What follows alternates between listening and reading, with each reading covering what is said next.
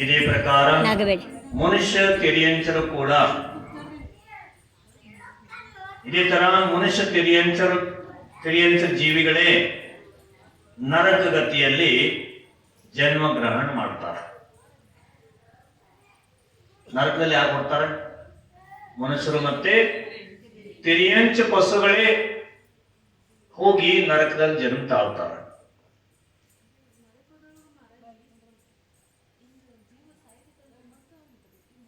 ಅಲ್ಲಿ ಹುಟ್ಟಾಗಿಲ್ಲ.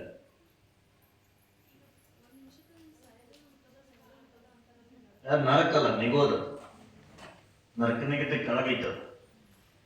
ನರಕಿ ಜೀವ ಮರಣ ಅಂತಂದ್ರೆ ಪಶು ಅಥವಾ ಮನುಷ್ಯರಾಗಿ ಹುಟ್ಟೋದು ಬಂದು. ಇದು ನೆನ್ಪಿಟ್ಕೊಳ್ರಿ ಪೈಲೆ.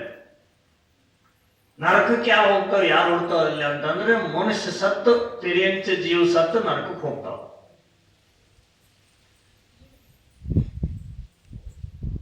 ಅಸಂಖ್ಯ ಪಂಚೇಂದ್ರಿಯ ಜೀವ ಮರಣ ಹೊಂದಿ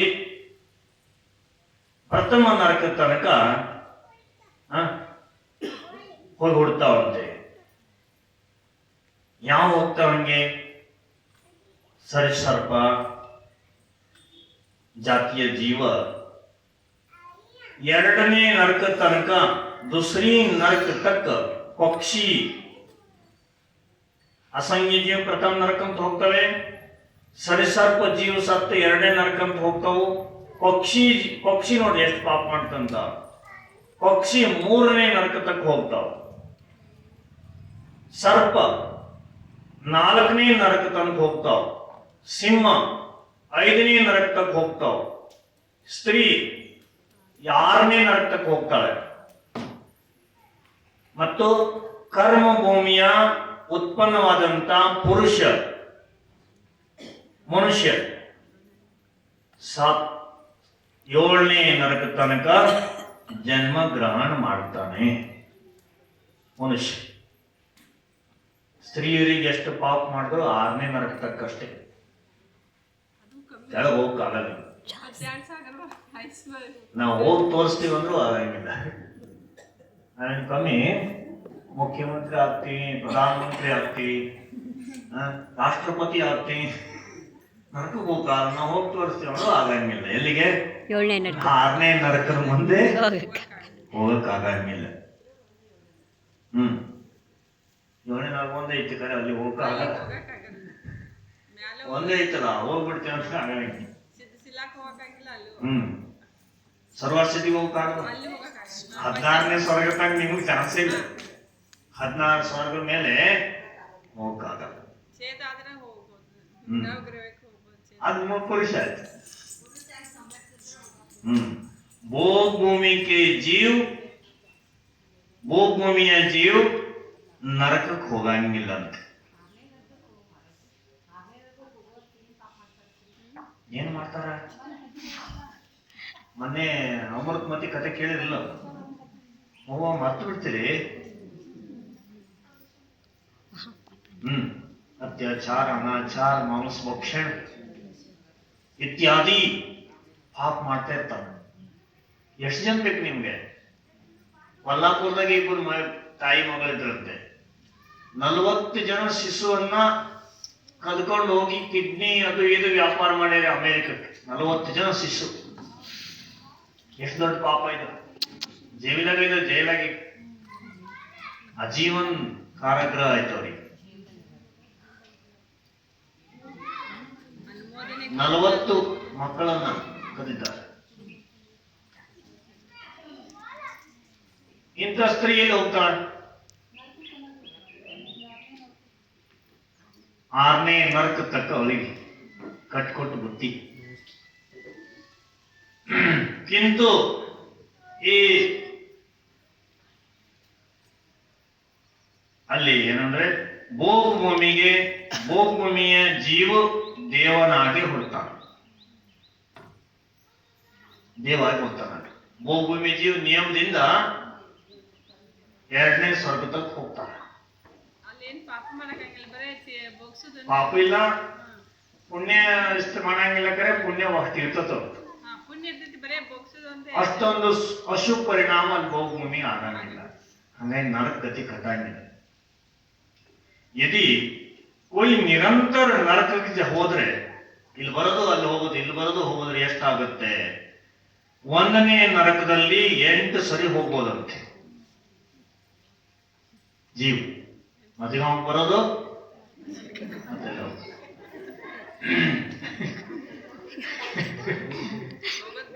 8 ಸರಿ ಹೋಗ್ಬೋದಂತೆ. ಈಗ ಬಸ್ ಫ್ರೀ ಐತಿ, ಎಷ್ಟು ಸರಿ ಬೆಳಗಾವ್ ಹೋಗ್ಬೋದು? ಲೆಕ್ಕಿಲ್ಲ, 4-5 ಸರಿ ಹೋಗ್ತೀರಿ. ಖರೆ ಕಂಟಿನ್ಯೂ ಆಗಿ 1ನೇ ನರಕಕ್ಕೆ ಹೋಗ್ಬೇಕಂತಂದ್ರೆ ಜೀವಿ ಇಲ್ಲಿ ಬರೋದು ನರಕಕ್ಕೆ ಹೋಗೋದು ಇಲ್ಲಿ ಬರೋದು ಅಂದ್ರೆ ಎಷ್ಟು ಹೋಗ್ತತೆ? 8 ಸರಿ 1ನೇ ನರಕ ಹೋಗ್ತತೆ. ಆಮೇಲೆ ಮೇಲೆ ಹೋಗ್ತತೆ, ಇಲ್ಲಾಂದ್ರೆ ಹೋಗಾಗ ಮತ್ತೊಂದು ಗತಿ ಹೋಗ್ತತೆ. ಮತ್ತೆ ಗತಿ ಚೇಂಜ್ ಮಾಡ್ಕೊಂಡು ಮತ್ತೆ 2 ಸರಿ ಹೋಗ್ಬೋದು. ಖರೆ ಲಗಾತಾರ ಒಂದೇ ಸರಿ ಹೋಗೋದು, ಮತ್ತೆ ಹೋಗ್ಬೋದು. ಖರೆ ಒಂದೇ ಸರಿ ನಾವು ಹೋಗ್ಬೇಕು, ಅಲ್ಲೇ ಹೋಗ್ಬೇಕು ಅಂದ್ರೆ 8 ಸರಿ ಸಿಗಂಗಿಲ್ಲ.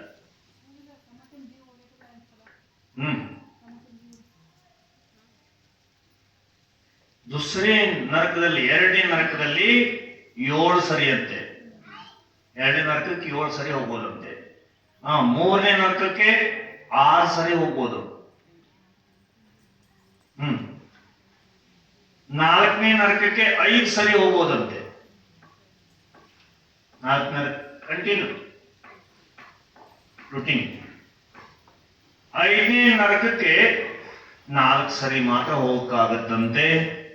ಮತ್ತೆ 6ನೇ ನರಕಕ್ಕೆ 3 ಸರಿ ಮಾತ್ರ ನರಕ ಜೀವ ಒಂದೇ ಕಂಟಿನ್ಯೂ ಆಗಿ ಹೋಗ್ಬೋದಂತೆ. 7ನೇ ನರಕಕ್ಕೆ ಕೇವಲ 2 ಸರಿ ಮಾತ್ರ ಕಂಟಿನ್ಯೂ ಆಗಿ ಹೋಗ್ಬೋದು. 2 ಸರಿ ಆದ್ರೆ ಎಷ್ಟಾಯ್ತು?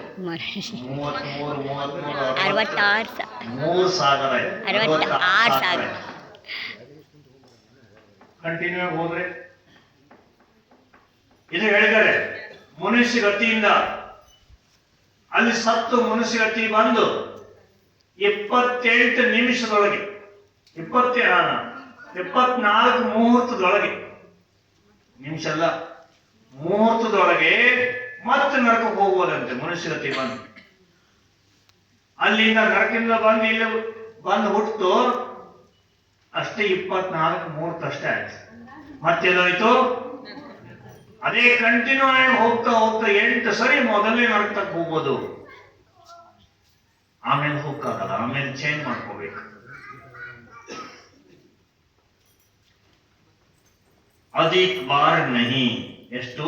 2 ಸರಿ ಮಾತ್ರ 7ನೇ ನರಕಕ್ಕೆ ಹೋಗ್ ಚಾನ್ಸ್ ಐತೆ ನೋಡ್ರಿ. कंटिन्यू निरंतर जा सकता है। 7वीं नरक 2 बार तक निरंतर जीव मरण ಹೊಂದಬಹುದು।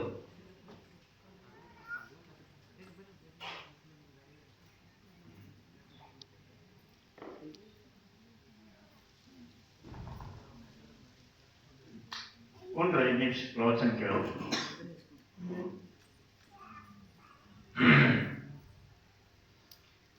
अधिक बार नहीं 7वीं नरक से निकलकर तिर्यंच पर्याय ही प्राप्त होता है। 7ನೇ ನರಕದಿಂದ ಹೊಂಟಂತ ಜೀವ ಇಲ್ಲಿ ಬಂದು ತಿರ್ಯಂಚ ಪಶುವೆ ಪ್ರಾಪ್ತ ಮಾಡ್ಕೋಬೇಕಂತೆ। 7ನೇ ನರಕದ ಕೆಳಗೆ ನರಕ ಎಲ್ಲಿದವು? ಇಲ್ಲಿಂದ ಕೆಳಗೆ ಅದು ಲೋಕದಾಗಿರ್ತಕ್ಕಂಥ ಭೂಮಿ ಎಲ್ಲ ನರಕ 1 2 3 4 5 6 7 ಮೊನ್ನೆ ಹೇಳಿದ್ವಿ ಒಂದು ಯಾವ ತರ ಇರ್ತಾವ ಇಡ್ಲಿ ಒಂದರಲ್ಲಿ ಇರ್ತಾವ ಆ ತರ ನರಕ ಇದೆ ಕೆಳಗೆ। छठे नरक से निकले हुए जीव संयम धारण नहीं कर पाते। मनुष्य हो सकता ಮನುಷ್ಯ ಹುಟ್ಟುವುದು ಸಂಯಮ ಧಾರಣ ಮಾಡಕ್ ಆಗಲ್ಲಂತ। ಅಲ್ಲಿಂದ ಬಂದು ಇಲ್ಲಿ ಹುಟ್ಟು संयम दान ಮಾಡಕ್ ಬರಂಗಿಲ್ಲ। 5वें नरक से निकले हो जीव मोक्ष को नहीं जा सकते। संयम दान ಮಾಡ್ತದೆ ಅರೆ ಮೋಕ್ಷಕ್ಕೆ ಹೋಗಕ್ಕಾಗಲ್ಲ। चतुर्थ नरक से निकले जीव तीर्थंकर नहीं बन सकते। ಮೋಕ್ಷ ಮೋಕ್ಷಕ್ಕೆ ಹೋಗ್ಬೋದು, ಕರೆ ತೀರ್ಥಂಕರ ಬರಕ್ಕಾಗಲ್ಲ.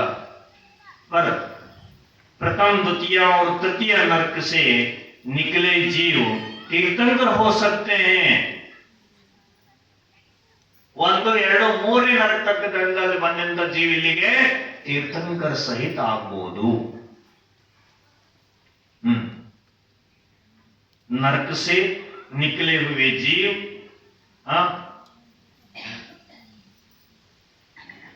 बलभद्र, नारायण, प्रतिनारायण और चक्रवर्ती नहीं होते. ನೋಡ್ರಿ, ತೀರ್ಥಂಕರ ಆಗ್ಬೋದು, ಬಲಭದ್ರ ಆಗಂಗಿಲ್ಲ, ನಾರಾಯಣ ಆಗಂಗಿಲ್ಲ, ಚಕ್ರವರ್ತಿ ಆಗಂಗಿಲ್ಲಂತೆ. ನರಕದಿಂದ ಬಂದಂತ ಜೀವ ಮಹಾಪುರುಷ ಇದ್ರೆ ಆಗಂಗಿಲ್ಲ. ಇಷ್ಟು ಪುಣ್ಯ ಭಾಳ ಪುಣ್ಯ. ಅದಕ್ಕಾಗಿ ನರಕದ ವರ್ಣನ ಹಿಂಗೈತಿ ನೋಡ್ರಿ. ನಾವ್ ಎಷ್ಟೋ ಸರಿ ಹೋಗಿ ಬಂದೀವಿ, ಸ್ವಲ್ಪ ಸಂಸ್ಕಾರ ಕಮ್ಮಿ ಆಗೈತೆ, ಅದಕ್ಕೆ ನಾನು ಶಾಂತ ಕುತ್ಕೊಂಡೇ ಹೋಗಿ ಬಂದೀವಿ. ಅಲ್ಲಿಗೆ ಹೋಗಿ ಬಂದು ಈಗ ಸ್ವಲ್ಪ ಸಂಸ್ಕಾರ ಆಗೈತಿ, ತಾಯಿ ತಂದೆದು ಅಥವಾ ಧರ್ಮಾತ್ಮರದ್ದು, ಗುರುಗಳದ್ದು, ಶಾಸ್ತ್ರದ್ದು ಎಲ್ಲ ಕೇಳಿ ಕೇಳಿ ಸಂಸ್ಕಾರ ಆಗೈತೆ. ಅದಕ್ಕೆ ಶಾಂತ ಕುತ್ಕೊಂಡು ಕೇಳ್ತಾ ಇದ್ರಿ. ಸಂಸ್ಕಾರ ಕಮ್ಮಿ ಆಗಿಲ್ಲ ಅಂದ್ರೆ ಇಲ್ಲೂ ಶಾಂತ ಕೊಂಡ್ರಕ್ ಆಗಲ್ಲ. ನರಕದಿಂದ ಬಂತಂದ್ರೆ ಬಹಳ ಸಂಸ್ಕಾರ ಆಗಿರ್ತದೆ. ಈಗ ಅಂತೇಳಿ ಕುಸಂಗತಿ ಮಾಡೋದಂತ ಜೀವ ಅದು ಸಂಸ್ಕಾರ ಆಗೈತೆ ಅಂತಂದ್ರೆ ತಾಯಿ ತಂದೆ ಅದನ್ನು ಕೊಂಡ್ರಕ್ಕಾಗಲ್ಲ. ಅದಕ್ಕೆ ಮನ್ಸು ಹತ್ತಂಗಿಲ್ಲ. ನಿನ್ ಜೊತೆ ಕೊಂಡ್ರಕ್ಕಾಗಲ್ಲ, ನಾ ಹೋಗ್ತೀನಿ ಅದು ಎದೆ ಬಿಡ್ತದ. ಯಾಕೆ? ಕುಸಂಸ್ಕಾರ ಬಹಳ ಆಗಿಬಿಟ್ಟತೆ. ಅದೇ ತರ ನರಕದಿಂದ ಬಂತು ಅಂತ ಇಟ್ಕೊಳ್ರಿ. ನರಕದಿಂದ ಬಂದ್ರು ಕೂಡ ಇಲ್ಲಿ ನಿಮ್ಮಂತ ಸಜ್ಜನರ ಜೊತೆಗೆ ಇರಕ್ಕಾಗಲ್ಲ. ದುರ್ಜನರ ಜೊತೆಗೆ ಸಂಗತಿ ಮಾಡಬೇಕಾಗತ್ತೆ. ಕ್ರೂರ್ ಮಾತಾಡೋರು, ಉದ್ಯಮಿ ಮಾಡೋರು, ಮಾಂಸ ಭಕ್ಷಕರು, ಸರಾಯ ಕುಡಿಯೋರು, ಜಗಳ ಆಡೋರು, ಗುಂಡಗಿರಿ ಮಾಡ್ತಾರಲ್ಲ, ಅವ್ರ ಜೊತೆಗೆ ಇರ್ಲಿಕ್ಕೆ ಮನಸ್ಸಾಗತ್ತ. ಎಲ್ಲಿಂದ ಬಂದದ್ದು? ನರಕದಿಂದ ಬಂದದ್ದು. ಅಥವಾ ಕ್ರೂರ್ ಕೆಲಸ ಮಾಡಿ ನರಕ ಗತಿ ಕಟ್ಟಿಕೊಂಡೈತೆ, ನರಕಾಯು ಕಟ್ಟಿಕೊಂಡೈತೆ ಅಂದ್ರೂ ಕೂಡ ಅದಕ್ಕೆ ಆ ನರಕಾಯುವ ಪ್ರಭಾವದಿಂದ ಶಾಂತಿಯಿಂದ ಕುತ್ಕೊಳ್ಳೋಕ್ಕಾಗಲ್ಲ. ಮನಸ್ಸು ಚಂಚಲ ಆಗತ್ತೆ. ಮಾಡಿದ್ರೆ ನಮ್ದೇನ್ ಗತಿ ಮುಂದೆ ಅಂತ ಕೇಳ್ಬೋದು ನೀವು. ನಾವೇನ್ ಹೇಳೋದವ್ವ? ಭಗವಂತ ಹೇಳಿದಾರೆ, ನಮ್ ಗತಿ ಮುಂದೆ ಹೋಗಂತ ಈ ಮತಿ ಚೇಂಜ್ ಮಾಡ್ಕೋಬೇಕು. ಜೈಸೆ ಮತಿ ಐಸೆ ಗತಿ. ಹೆಂಗ ಮತಿ ಸಿಗ್ತದೆ ಆ ತರ ಗತಿ ಸಿಗ್ತದೆ. ನಮ್ಮ ಮತಿ ಪವಿತ್ರ ಇತ್ತು, ನಮ್ಮ ಮತಿ ಬಹಳ ಶಾಂತಿ ಇತ್ತು ಅಂತಂದ್ರೆ ಪವಿತ್ರ ಗತಿ ಸಿಗ್ತದೆ. ಶುಭ ಗತಿಗೆ ಹೋಗ್ತೀವಿ, ಇಲ್ಲಾಂದ್ರೆ ಅಶುಭ ಗತಿ ಬಂದಾಗುತ್ತೆ. ನಾವು ನೀವೆಲ್ಲರೂ ಬಹಳ ಪುಣ್ಯ ಮಾಡೀವಿ. ಯಾಕ? ತೀರ್ಥಂಕರ ಕುಲದಲ್ಲಿ ಹುಟ್ಟಿದೀವಿ. ಅವ್ರ ಧರ್ಮ ಆಚರಣೆ ಇದ್ದಂತ ಕುಲ ಸಿಕ್ಕಿದೆ. ಅವ್ರು ಹೇಳದಂತ ಧರ್ಮ ಕೇಳಲಿಕ್ಕೆ ಸಿಗ್ತಾ ಇದೆ, ಓದ್ಲಿಕ್ಕೆ ಸಿಗ್ತಾ ಇದೆ, ನೋಡ್ಲಿಕ್ಕೆ ಸಿಗ್ತಾ ಇದೆ. ಬಹಳ ಪುಣ್ಯ ಮಾಡಿದೆ ಜೀವ. ಆತ್ಮ ಹಿಂದಿನ ಜನ್ಮ ಪುಣ್ಯ ಮಾಡುತ್ತೆ. ಅದಕ್ಕಾಗಿ ಆ ಆತ್ಮನಿಗೆ ಪ್ರಣಾಮ ಮಾಡ್ಬೇಕು. ನಮ್ಮ ಆತ್ಮನಿಗೆ ನೀ ಬಹಳ ಪುಣ್ಯ ಮಾಡಿದೆ ಆತ್ಮ, ಇದೇ ತರ ಮುಂದಿನ ಜನ್ಮ ನನಗೆ ಸಿಕ್ಕೋ ಹಂಗೆ ಪರಿಣಾಮ ಸುದ್ದಿಟ್ಕೊಳ್ಳುವಂತ ಅವಸರ ನನಗೆ ಸಿಗ್ತಾ ಇರ್ಲಿ ಭಗವಾನ್, ಪ್ರಾರ್ಥನೆ ಮಾಡ್ಕೋಬೇಕು. ಇಂಥ ಕುಲ ಸಿಗೋದು ಬಹಳ ಕಠಿಣ. ಯಾವ ಕುಲದಲ್ಲಿ ತೀರ್ಥಂಕರಾಗಿದ್ದಾರೆ, ಮಹಾ ದೊಡ್ಡ ದೊಡ್ಡ ಆಚಾರ್ಯ ಮುನಿ ಮಹಾರಾಜರಾಗಿದ್ದಾರೆ, ವ್ರತ ನಿಯಮ ಪಾಲನೆ ಆಗ್ತದೆ, ಸಲ್ಲೇಖನ ವ್ರತ ತಗೊಂಡು ಸಮಾಧಿ ಮಾಡ್ತಾ ಇರ್ತಾರೆ, ಅದೇ ಹುಚ್ಚ ಕುಲ. ಆ ಕುಲದಲ್ಲಿ ಹುಟ್ಟಿವಿ ನಾವೆಲ್ಲ. ಎಷ್ಟು ಪುಣ್ಯ ಮಾಡಿ ನೋಡ್ರಿ. ಇದನ್ನ ನೆನೆಸ್ಕೊಂಡ್ರೆ ಬಹಳ ಆನಂದ ಆಗುತ್ತೆ, ಸ್ವಾಭಿಮಾನ ಇರ್ತದೆ. ನಾನು ಹುಚ್ಚ ಕುಲದಾಗ ಹುಟ್ಟಿನಿ, ಹುಚ್ಚ ಕೆಲಸನೇ ಮಾಡಬೇಕು, ನೀಚ್ ಕೆಲಸ ಮಾಡಬಾರ್ದು, ನೀಚ ಸಂಗತಿ ಮಾಡಬಾರ್ದು ಅಂತ ಹೇಳಿ ಭಾವನೆ ಆಗ್ತದೆ. ಕುಲದ ಪರಿಭಾಷೆ ಗೊತ್ತಿಲ್ಲ, ಜ್ಞಾನ ಇಲ್ಲ ಅಂತ ಅಂದ್ರೆ ನೀಚ್ ಕುಲದ ಹುಟ್ಟು ಅಲ್ಲ, ಹುಚ್ಚ ಕುಲದ ಹುಟ್ಟಿಕೊಂಡು ಕೂಡ ನೀಚ ಕ್ರಿಯಾ ಮಾಡ್ಲಿಕ್ಕೆ ತಯಾರಾಗ್ಬಿಡುತ್ತೆ. ಜೀವಿತರ ಪರಿಭಾಷೆ ಗೊತ್ತಿಲ್ಲ, ಮಾನವ ಎಲ್ಲ ಒಂದೇ ತಿಳ್ಕೊಂಡ್ಬಿಡುತ್ತೆ. ಮಾನವರಲ್ಲಿ ಬಹಳ ಪ್ರಕೃತಿಗಳು ಬೆಳೆದಿರ್ತಾವ. ಅದಕ್ಕಾಗಿ ನಾವಿನ್ನು ನರಕದ ಉದಾಹರಣೆ ನೀವು ಕೇಳಿದ್ರೆ, ಇನ್ನು ಮಧ್ಯಲೋಕ ಸ್ವರೂಪವನ್ನ ವಿಸ್ತಾರ ಮಾಡ್ತಾರೆ. ಮಧ್ಯಲೋಕ, ನರಕದಿಂದ ಮೇಲೆ ಬಂದವನೀಗ. अधोलोक से ऊपर एक राजू लंबा, एक राजू छोड़ा. लंबा ಅಂದ್ರೆ ಉದ್ದ, ಅಗಲ. ಇದು ಒಂದೊಂದು ರಜು ಅಂದರೆ ಅಂತ ಹೇಳಿದ್ರೆ, ಒಂದು ರಜು ಅಂತಾರೆ ಅಸಂಖ್ಯಾತ ಯೋಜನೆ. ಅಸಂಖ್ಯಾತ ಯೋಜನೆಗೆ ಒಂದು ರಜು ಅಂತ ಹೇಳ್ತಾರೆ. ಅಷ್ಟು ದೊಡ್ಡದು ಈ ಮಧ್ಯಲೋಕ ಇದೆ. 1,40,000 ಯೋಜನ್ ऊंचा ಐತಿ ಮಧ್ಯಲೋಕ. 1,40,000 ಯೋಜನ ಎತ್ತರ, ಒಂದು ರಜು ಅಗಲ ಉದ್ದ. ಈ ತರ ಮಧ್ಯಲೋಕ ಇದೆ.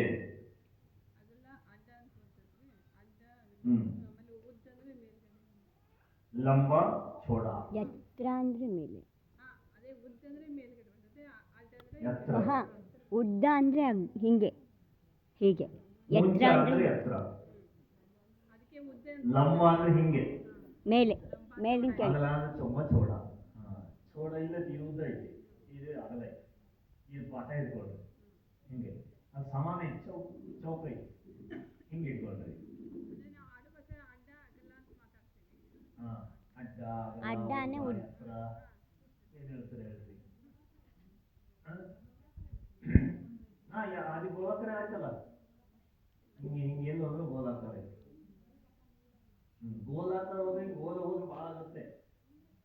ಅದು 3.5 ಬನ್ನಿ, 3.5 ರಜ್ಜು. ಹೆಂಗದ? ಗೋಲಾಕಾರದಲ್ಲಿ ವೃತ್ತಾಕಾರ. ಇದು ಹಿಂಗ್ ಹೋದ್ರೆ ಹಿಂಗದ. लंबा और राजू छोड़ा, एक राजू 1,40,000 ಯೋಜನ ऊंचा ಮಧ್ಯಲೋಕ. ಇಷ್ಟೆಲ್ಲ ನಮ್ಮ ಜಾಗ ಐತಿ ನೋಡ್ರಿ. ನಮ್ದು ಅದೆಲ್ಲ, ಇದೆಲ್ಲ ನಮ್ದು. यहाँ मध्यलोक, उत्तर दक्षिण 7 राजू और पूर्व पश्चिम 1 राजू हैं. ಈ ಲೋಕ ಹಿಂಗಿದೆ. ಉತ್ತರ ದಕ್ಷಿಣ 7 ರಜ್ಜು ಇದೆ, ಪೂರ್ವ ಪಶ್ಚಿಮ 1 ರಜ್ಜು ಹಿಂಗಿದೆ. ಇಷ್ಟು ದೊಡ್ಡದೈತಿ ಈ ಲೋಕ. ಒಂದು ರಾಜ್ಯ ಸಣ್ಣ ತಿಳ್ಕೊಳ್ರಿ. ಒಂದು ರಾಜ್ಯ ಈ ಕಡ್ಲೆ ಅಳಿಯೋದಿಲ್ಲ, ನಿಮ್ಮ ಟೇಪಾಗಿ ಅಳಿಯೋದಿಲ್ಲ.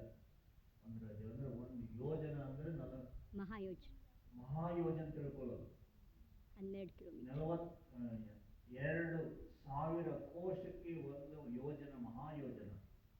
ಇದು ಮಹಾಯೋಜನ ಅಂದ್ರೆ ಲಘು ಯೋಜನ ಬೇರೆ. ಈ ಮಹಾಯೋಜನದಿಂದ ಅಳ್ಕೊಳ್ಳೋದು. ಈ 2,000 ಕೋಶಕ್ಕೆ, 1 ಕೋಶ ಅಂದ್ರೆ 3 ಕಿಲೋಮೀಟರ್ ಇಟ್ಕೊಳ್ಳಿ. ಇನ್ನು 2,000 ಕೋಶಕ್ಕೆ 1 ಯೋಜನ. ಹಿಂಗೆ ಎಷ್ಟಾಗತ್ತೆ? ಅಸಂಖ್ಯಾತ ಯೋಜನ. 1 ರಜು, 1 ದೇವಿಮಾನ 1 ಸೆಕೆಂಡ್ ಅಲ್ಲಿ ಅಸಂಖ್ಯಾತ ಕಿಲೋಮೀಟರ್ ಹತ್ತಲ್ಲಿ ಹೋಗ್ತದೆ. ಅಷ್ಟು ಸ್ಪೀಡ್ ಹೋಗ್ತದೆ 1 ಸೆಕೆಂಡ್ ಅಲ್ಲಿ, ಅಷ್ಟು ಸ್ಪೀಡ್ ಹೋಗ್ತದೆ.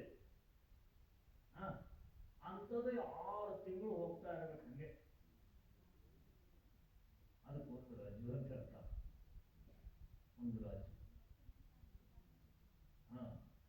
6 ತಿಂಗಳು ಹೋಗ್ತಾ ಇರಬೇಕು. ಅಲ್ಲಿ 6 ತಿಂಗಳಿಗೆ ಎಲ್ಲಿ ಹೋಗ್ತಾ, ಅದಕ್ಕೆ 1 ರಾಜು. ಇದಕ್ಕಂತಾರೆ ಸಂಕ್ಷಿಪ್ತಲ್ಲಿ ಅಸಂಖ್ಯಾತ ಯೋಜನ. 1 ರಾಜು. 1 ರಾಜು ಸಾಮಾನ್ಯ ಆಯ್ತು. ನಿಮ್ಮ ಮಧ್ಯಲೋಕ ಎಷ್ಟು ಬೇಕು ನಿಮ್ಗೆ? 1 ಯೋಜನೆ ನಿಮ್ಗೆ ಹೆಚ್ಚಾಗುತ್ತೆ. ಭರ್ತಕ್ಷೇತ್ರ 1 ಯೋಜನೆ ಕೂಡ ನಿಮ್ಗೆ ಪೂರ್ಣ ಸಂಭಾಳಿಸಕ್ಕಾಗಲ್ಲ. ಅಷ್ಟೆಲ್ಲ ಏನು ತಗೊಳತ್ತು. ಆದರೆ ಎಲ್ಲ ಕಡೆಗೂ ಹೋಗಿ ಬನ್ನಿ. ಎಲ್ಲ ಕಡೆಗೂ ನಮ್ದು ಅಂತ ಮಾಡ್ಬಿಟ್ಟು ಈಗ ಮಧ್ಯಾಹ್ನ ಬಂದಿವಿ.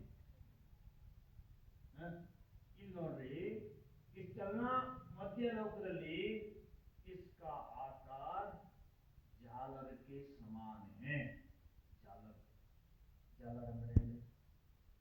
ಮೃದಂಗದ ಕಟ್ಟಾರಲ್ಲ, ಮೇಲಿಂದ ಹಗ್ಗ ಕಟ್ಟಾರ ಹಿಂಗಿ, ಮೃದಂಗದ ಮೇಲ್ಗಡೆ ಜಾಲರ್ಕಿ ಸಮಾನ. ಈ ಮೃದಂಗ ಇರ್ತದಲ್ಲ, ಮೇಲ್ ಕಟ್ತಾರ ನೋಡ್ರಿ ಹಗ್ಗ, ಟೈಟ್ ಮಾಡಿ ಕಟ್ಟಿರ್ತಾರೆ, ಜಾಲರ್ ಅಂತ ಹೇಳ್ತಾರೆ. आ तरह मध्यलोक के बीच में गोलाकार 1,00,000 योजन व्यास वाला जंबूद्वीप है. ಮಧ್ಯಲೋಕದ ಮಧ್ಯದಲ್ಲಿ 1,00,000 ಯೋಜನದ್ದು ಅಷ್ಟೇ, 1,00,000 ಯೋಜನದ್ದು ಜಂಬೂದ್ವೀಪ್ ಇದೆ. ಜಂಬೂದ್ವೀಪ ನೋಡಿ, ನೀವು ಹತ್ರ ಬಂದ್ರಿ, ಮಧ್ಯಲೋಕ ಬಿಡ್ರಿ, ಒಂದು ರಾಜ್ಯ ಬಹಳ ಆಯ್ತು, ಒಂದು ವಿಚಾರ ಮಾಡಕ್ಕಾಗಲ್ಲ, 1,00,000 ಅಷ್ಟೇ ಯೋಜನ ಅದು जम्बूद्वीप ಇದೆ. इस जम्बूद्वीप को घेरे हुए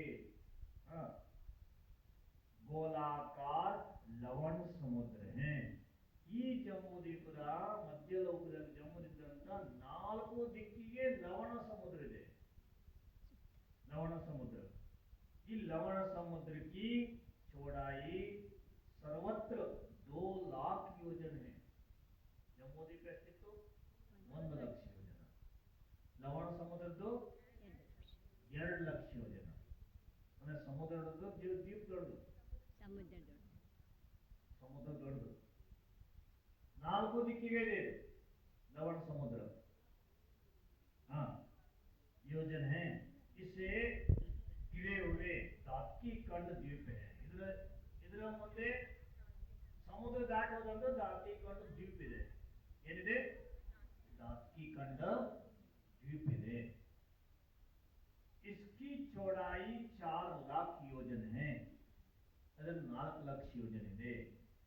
इस द्वीप को घिरे हुए 8,00,000 योजन चौड़ाई कालो नदी समुद्र है. 8,00,000 योजन ಮತ್ತೆ ಸಮುದ್ರ ಬಂತ ಆ ಕಡೆ. कालो नदी समुद्र को चारों ओर से घेरे हुए 16,00,000 योजन चौड़ा पुष्कर द्वीप है. पुष्कर द्वीप ಯಾವ ದ್ವೀಪ ಇದೆ? पुष्कर. 16,00,000 योजन. इस प्रकार से दुने दुने विस्तार को लिए परस्पर एक दूसरे को बड़े बेड़े हुए असंख्यात द्वीप समुद्र हैं. इसी तरह जम्बूद्वीप, लवण समुद्र, दात्की कंड, कालो नदी समुद्र, पुष्कर द्वीप. ಈಗ ಒಂದು ಸಮುದ್ರ ಒಂದು ದ್ವೀಪ, ಒಂದು ಸಮುದ್ರ ಒಂದು ದ್ವೀಪ, ಒಂದು ಸಮುದ್ರ ಒಂದು ದ್ವೀಪ ಒಂದಕ್ಕೊಂದು ಸುತ್ತಾಡ್ಕೊಂತ ಎಷ್ಟಿದ್ದಾವೆ ಅಂತಂದ್ರೆ ಅಸಂಖ್ಯಾತ ದ್ವೀಪ ಸಮುದ್ರ ಮಧ್ಯಲೋಕದಾಗ ಇದಾವೆ. ಒಂದೇ ರಾಜ್ಯದಲ್ಲಿ ಅಸಂಖ್ಯಾತ ದ್ವೀಪ ಸಮುದ್ರ ಇದಾವೆ. ಹಿಂಗೈತೆ ನೋಡಿ ಜೈನ ಧರ್ಮದ ವಿಸ್ತಾರ. ಇದರಲ್ಲಿ ನಾವು अंतದಲ್ಲಿ अंत में स्वयंभू रमण समुद्र है. असंख्यात द्वीप समुद्र ಅಂತ ಹೇಳಿದ್ರು. जम्बूद्वीप ಲವಣೋದಯ ದ್ವೀಪ ಸುಬನಾಮನು ದ್ವೀಪ ಸಮುದ್ರ ತತ್ವಾಸ್ತ್ರದಲ್ಲಿದೆ. ಜಂಬೂದ್ವೀಪದಿಂದ ಹಿಡಿದು ಲವಣ ಸಮುದ್ರದಿಂದ ಹಿಡಿದು ಅಸಂಖ್ಯಾತ ದ್ವೀಪ ಸಮುದ್ರ ಆದಂತ ಏನ್ ಬಂತು ಕಡೆಗೆ? ಸ್ವಯಂಭೂ ರಮಣ ಸಮುದ್ರ ಬಂತು. लास्ट समुद्र असंख्यात योजन चारों कोण में पृथ्वी है. आ रमणदर 4 कोणೆಯಲ್ಲಿ पृथ्वी ಇದೆ. पुष्कर द्वीप के बीचों बीच मानसूत्र पर्वत है. पुष्कर द्वीप ಅಂತ ಹೇಳಿದ್ರಲ್ಲ, ಎರಡು ದ್ವೀಪದಲ್ಲಿ पुष्कर ದ್ವೀಪದಲ್ಲಿ ಮಧ್ಯದಲ್ಲಿ ಮಾನಸೂತ್ರ ಪರ್ವತ ಬಂತು. ಇದು ಗುಡ್ಡ ಇದ್ರೆ ಮತ್ತೆ ಇದ್ರ ಮೇಲೆ ಗುಡ್ಡ पर्वत ಬಂತು. जिससे पुष्कर द्वीप के 2 भाग हो गया. ಇಲ್ಲಿ ಈ ದ್ವೀಪ ಐತಿ, ಇದು ಬಂತು ಮತ್ತೆ पर्वत ಬಂದ ನಂತರ ಇದು ಈ ಕಡೆ ಆಯ್ತು, ಇದು ಈ ಕಡೆ ಆಯ್ತು, 2 ಭಾಗ ಆಯ್ತು. ಒಂದೇ ಪರ್ವತದಲ್ಲಿ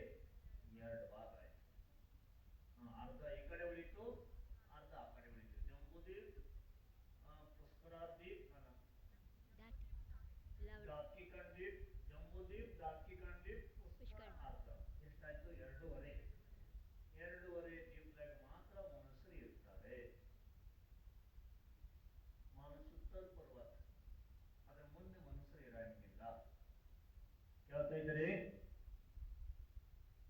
ಸುತ್ತಲ ಪರ್ವತದ ಮೇಲೆ ಮುಂದೆ ಮನುಷ್ಯರಲ್ಲಿ 2.5 ದೀಪದ ಒಳಗೆ ಮಾತ್ರ ಮನುಷ್ಯರು ಇರ್ತಾರೆ.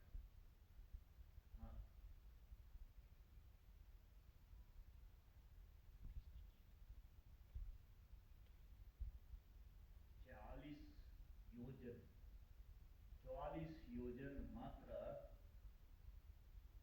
ಇದು ಏನೈತಿ? 45 ಲಕ್ಷ ಯೋಜನೆ. 45 ಲಕ್ಷ ಯೋಜನೆ. 45 ಲಕ್ಷ ಯೋಜನೆ ಮಾತ್ರ 2.5 ದ್ವೀಪ ಇದೆ. 45 ಲಕ್ಷ ಯೋಜನೆ ಇದ್ರಾಗ ಮಾತ್ರ ಮನುಷ್ಯರು ಇರ್ತಾರೆ. ಮನುಷ್ಯರು ಹುಡ್ತಾರೆ, ಸಾಯ್ತಾರೆ, ಮೋಕ್ಷಕ್ಕೆ ಹೋಗ್ತಾರೆ, ಎಲ್ಲ ಇದ್ರಾಗೆ 2.5 ದ್ವೀಪದಾಗ. ಮುಂದೆ ಮನುಷ್ಯರಿಲ್ಲ. ಮುಂದೆ ಏನಿದ್ದಾರೆ? जम्बू द्वीप, धातकी खंड और पुष्करार्ध, इस प्रकार ढाई द्वीप में मनुष्य रहते हैं. इससे बाहर मनुष्य नहीं रहते. ಇದರಿಂದ ಹೊರಗೆ ಮನುಷ್ಯರು ಇರಂಗಿಲ್ಲ. स्थावर जीव समस्त लोक में भरे हुए हैं. ಈ ಲೋಕದಲ್ಲೆಲ್ಲ ಸ್ಥಾವರ ಜೀವಗಳು ತುಂಬಿಕೊಂಡಿದ್ದಾವೆ, ಎಲ್ಲ ಕಡೆ ಇದ್ದವು.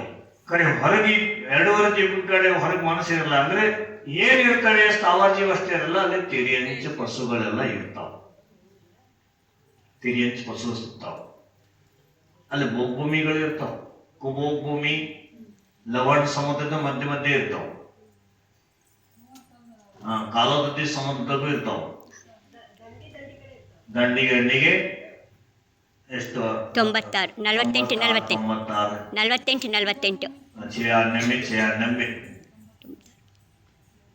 ಇರ್ತಾವ. ಅಲ್ಲಿ ಹೆಂಗಿರ್ತಾವ ಜೀವ ಗೊತ್ತಾ? ಕುಬೋ ಭೂಮಿಯಲ್ಲಿ ಮನುಷ್ಯರು ಇರ್ತಾರೆ. ಕರೆ ತಿರಿಯಂಚ ಮುಖ, ಕಾಕಿ ಮುಖ, ಬೆಕ್ಕಿನ ಮುಖ, ಆನೆ ಮುಖ, ಎತ್ತಿನ ಮುಖ, ಗೂಗಿ ಮುಖ, ಹೀಗೆ ತಿರಿಯಂಚರ ರೂಪ ಆಗಿ ಮನುಷ್ಯರು ಇರ್ತಾರಲ್ಲಿ. ಉದ್ದುದ್ದ ಕಿಮಿ, ಕೋಡು, ಮಲ್ದಂಗೆ ಕಿಮಿ, ಕುಬೋ ಭೂಮಿ. ಅದಕ್ಕೆ ಕುಬೋ ಭೂಮಿ ಅಂತ ಯಾಕೆ ಹೇಳ್ತಾರೆ? ಕುರೂಪ ಇರ್ತದೆ, ಕುರೂಪ ಇರ್ತದೆ ಅಲ್ಲಿ ಕುಬೋ ಭೂಮಿ ಅಂತ ಹೇಳ್ತಾರೆ. ತಿನ್ನಕೊಂಡಾಗ ಏನ್ ಕಮ್ಮಿ ಇಲ್ಲ ಅಲ್ಲಿ. ಅಲ್ಲಿ ಮಣ್ಣಿನಷ್ಟು ಸಿಹಿ ನಿಮ್ ಸಕ್ಕರೆ ಇಲ್ಲ ಅಲ್ಲಿ, ಅಷ್ಟು ಮಣ್ಣು ರುಚಿ ಇರ್ತದೆ. ಮೊನ್ನೆ ವಿಡಿಯೋ ತೋರಿಸಿದ್ರು ಮಹಾರಾಜ, ಕುಬೋ ಭೂಮಿ ಕುರೂಪಿ ಮನುಷ್ಯರೆಲ್ಲ ಇರ್ಲಿಲ್ಲ. ಯಾರು ಹೋಗಿ ತಕೊಂಡ್ರಲ್ಲಿ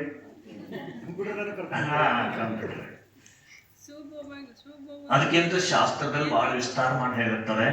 ಅಧ್ಯಯನ ಮಾಡಿಬಿಟ್ರೆ ಅದು ನೋಡ್ದಂಗೆ ಕಾಣ್ತದೆ.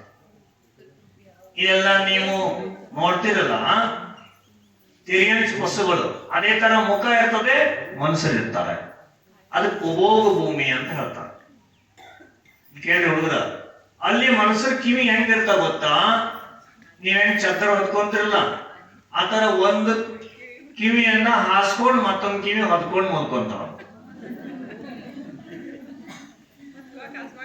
ಹಿಂಗಿರ್ತಾವ. ಚರ್ಮ ಹೆಂಗಿರ್ತಾವ ಗೊತ್ತಾ? ಚರ್ಮ ಆನೆ ನೋಡಿರಿ, ಆನೆ ಚರ್ಮ ಹೆಂಗಿರುತ್ತೆ? ಅದ್ ಹಿಡಿಯಕ್ಕಾಗ ಅಷ್ಟು ದಪ್ಪ ಇರುತ್ತೆ. ಅದೇ ತರ ಆ ಮನುಷ್ಯರ ಚರ್ಮ ಇರ್ತದೆ.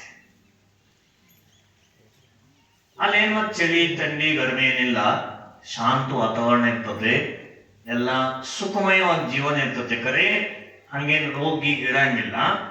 ಆದ್ರೆ ಆತರ ಕುರೂಪ ಇರ್ತಾವ ಮನುಷ್ಯರು. ಒಂದು ಕಾಲಿಗೆ ಮನುಷ್ಯರು ಇರ್ತಾರಂತೆ, ಒಂದೇ ಕಾಲ. ಇಬ್ರು ಸಟಾಕಿ ಹಿಡ್ಕೊಂಡ ಹೋಗ್ಬೇಕು, ಇಬ್ರು ಹೋಗೋದಾದ್ರೆ ಸ್ವರ್ಗಕ್ಕೆ ಹೋಗ್ತಾವ. ಸ್ವರ್ಗಕ್ಕೆ ಹೋಗ್ತಾವ, ತಿರಿಯಂಚಾಗಿ ಹೋಗಲ್ಲ. जलचर और तल जलचर जीव लवणोदधि, कालोदधि और स्वयंभू रवण, इन 3 समुद्र में निवास करते हैं. जलचर जीव, जलदगे ಇರ್ತಕ್ಕಂಥ ಜೀವ, ನೀರಿನಲ್ಲಿ ಇರ್ತಕ್ಕಂಥ ಜೀವ ಲವಣ ಸಮುದ್ರ, ಕಾಲೋದಧಿ ಸಮುದ್ರ ಮತ್ತು ಲಾಸ್ಟ್ ಸ್ವಯಂಭೂ ರವಣ ಸಮುದ್ರದಾಗ ಮಾತ್ರ ಇರ್ತವೆ. ಬಾಕಿ ಸಮುದ್ರದಾಗ ಜಲಚರ ಜೀವ ಇರಂಗಿಲ್ಲ. इन्नो जम्बूद्वीप 1 लाख योजन चौड़ा गोलाकार है. इसमें पूर्व और पश्चिम दिशा में लंबायमान दोनों और पूर्व पश्चिम समुद्र को स्पर्श करते हुए ಪರ್ವತಗಳಿದಾವೆ. ಈ ಜಂಬೂ ದ್ವೀಪದಲ್ಲಿ ಮಧ್ಯದಲ್ಲಿ ಪೂರ್ವ ಪಶ್ಚಿಮ ಎರಡು ಸಮುದ್ರಕ್ಕೆ ಅಲ್ಲಿ ಹೋಗಿ ಆ ಸಮುದ್ರ ಟಚ್ ಮಾಡಿದ್ರೆ ಇಲ್ಲಿ ಬಂದು ಇಲ್ಲಿ ಟಚ್ ಮಾಡಿ ಆ ತರ ಪರ್ವತಗಳಿದಾವೆ. ಅವ್ರ ಹೆಸರನ್ನು ಹೇಳ್ತಾರೆ. ಹಿಮವಾನ್ ಪರ್ವತ್, ಮಾಹಿಮವಾನ್ ಪರ್ವತ್, ನಿಸಲ್ ಪರ್ವತ್, नील पर्वत, रुक्मी पर्वत, शिकड़ी पर्वत, कुलाचल. ಈ 6 ಕುಲಾಚಲ್ ಪರ್ವತ ಅಂತ ಹೇಳ್ತಾರೆ ಇವಕ್ಕೆ.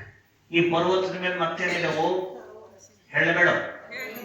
ಪರ್ವತದಲ್ಲಿ ಮೇಲ್ಗಡೆ ದೊಡ್ಡ ದೊಡ್ಡ ದೊಡ್ಡ ದೊಡ್ಡ ಕೆರೆಗಳಿದಾವೆ. ಸಮುದ್ರದಂಗೆ ಹಿಂಗಲ್ಲ, ಸರೋವರಗಳು. ಹಾ, ಎಷ್ಟು ದೊಡ್ಡವಲ್ಲ. ಇಲ್ಲಿ ಇರ್ತವೆ ಸಣ್ಣ ಸಣ್ಣ, ಒಂದು 14-15 ಎಕರೆಗೂ ಇರ್ತಾವೆ ಇಲ್ಲಿ ತಲಾಬ್. ಅಲ್ಲಿ ಅಷ್ಟಲ್ಲ, ಯೋಜನೋ ಉದ್ದ ದೊಡ್ಡ ಕೆರೆ ಇರ್ತಾವ. ಅದರಿಂದ ನದಿ ಹೊಂಟಾವ, ಜಲ ಹೊಂಟವೆ. 10,000 ಯೋಜನೆ ಗಹರೆ ಇರ್ತಾವ, ಆಳ. ಅಷ್ಟು ದೊಡ್ಡ ದೊಡ್ಡ ಕೆರೆ ಗುಡ್ಡದ ಮೇಲೆ. ಆ ಗುಡ್ಡದಲ್ಲಿ ಏನ್ ಹೇಳ್ತವೆ, ಇದು ಕುಲಾಚಲ್ ಪರ್ವತ ಅಂತ ಹೇಳ್ತಾರೆ. ಇನ್ನೇ वर्षधर भी कहते हैं, वर्षधरा पर्वता. ಹೇಮರ್ಜುನ ತಪನೀಯ ವೈಡೂರ್ಯಮಯ ರಜತಮಯ. ಅದು ಯಾವ ತರ ಕಲರ್ ಇರ್ತವೆ, ಬಂಗಾರ, ಬೆಳ್ಳಿ, ವೈಡೂರ್ಯ, ವಜ್ರದ ತರ ಇರ್ತಾವಂತೆ. इनके निमित्त से जम्बू द्वीप के 7 भाग हो जाते हैं. ಈ 6 ಪರ್ವತದಿಂದ 7 ಭಾಗ ಈ ಜಂಬೂ ದ್ವೀಪದ ಆಗ್ತದೆ. ಹಿಂಗೊಂದು ಗೋಲ್ ಆಕಾರ ಮಾಡಿ ಮಧ್ಯ ಮಧ್ಯೆ ಗೆರೆ ಎಳ್ಕೊಂತ ಹೋಗ್ರಿ. 6 ಗೆರೆ ಎಳೆದ್ರೆ ಎಷ್ಟು ಭಾಗ ಆಯ್ತು? 7 ಭಾಗ ಆಯ್ತು. ಈ ಕಡೆ ಭಾರತ, ಆ ಕಡೆ ಐರಾವತ, ಮಧ್ಯ ಭೂಮಿ ಮತ್ತು ವಿದೇಯ ಕ್ಷೇತ್ರ. ಹಿಂಗೆ 7 ಭಾಗ ಆಗ್ತಾವ. दक्षिण दिशा के प्रथम भाग का नाम भरत क्षेत्र है. ನಿಮ್ಮ ಹೆಸರು ಬಂತು ನೋಡ್ರಿ, ಜಂಬೂ ದ್ವೀಪದಲ್ಲಿ. ದಕ್ಷಿಣ ದಿಕ್ಕಿನಲ್ಲಿ ಮೊದಲನೇ ಭಾಗದ ಹೆಸರೇ ಭರತ ಕ್ಷೇತ್ರ. ಭರತ್, ಹಾ, ಇಲ್ಲೇ ಇದೀವಿ ನಾವು, ದೂರಿಲ್ಲ. ದ್ವಿತೀಯ ಭಾಗ का नाम ಹೈಮವತ್. ಮತ್ತೊಂದು ಭಾಗ ಐತೆ, ಮಧ್ಯ ಪರ್ವತ ಬಂತು, ಮತ್ತೊಂದು ಹೆಸರೇನು ಹೈಮವತ್ ಕ್ಷೇತ್ರ. तृतीय भाग का नाम हरि क्षेत्र. इसी प्रकार उत्तरದಲ್ಲಿ ಆ ಕಡೆಗೆ ದಿಶಾದಲ್ಲಿ प्रथम भाग का नाम ऐरावत क्षेत्र, द्वितीय का नाम हैरण्यवत क्षेत्र, तृतीय का नाम रम्य क्षेत्र. ಇದು ಎಲ್ಲ ಕೂಡಿ ಎಷ್ಟಾಯ್ತು? 7 ಕ್ಷೇತ್ರ ಆಗ್ತಾವ. मध्य भाग का नाम विदेय क्षेत्र. ಮಧ್ಯದಲ್ಲಿ ನಿಂತೆ ವಿದೇಯ ಕ್ಷೇತ್ರ. ವಿದ್ಯಮಾನ 20 ತೀರ್ಥಂಕರ ಅಂತ ಹೇಳ್ತಿರಲ್ಲ, 20 ತೀರ್ಥಂಕರ ಹೆಸರು ಬರ್ತದ ನಿಮ್ಗೆ? ಏನ್ ಹೇಳ್ತೀರಿ? 20 ತೀರ್ಥಂಕರ ಹೆಸರು ಬರ್ತದ. ಈ ವಿದೇಯ ಕ್ಷೇತ್ರ ಅಂತ ಇರ್ತಾರ ನೋಡ್ರಿ. ಭರತ ಕ್ಷೇತ್ರದಿಂದ 3 ಕ್ಷೇತ್ರ ದಾಟಿ ಹೋಗ್ಬೇಕು ನಾವು. ಹಿಮವನ್ ಪರ್ವತ ದಾಟಿ ಹೋಗ್ಬೇಕು.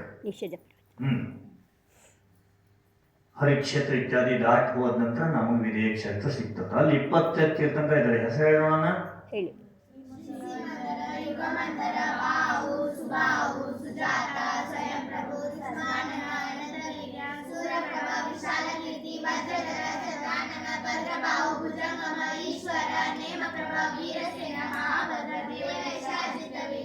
ಈ ವಿದೇಯ ಕ್ಷೇತ್ರ ತೀರ್ಥಂಕರ ಅಲ್ಲಿ ಇರ್ತಾರೆ 20 ಜನ, 2.5 ದೀಪದೊಳಗೆ.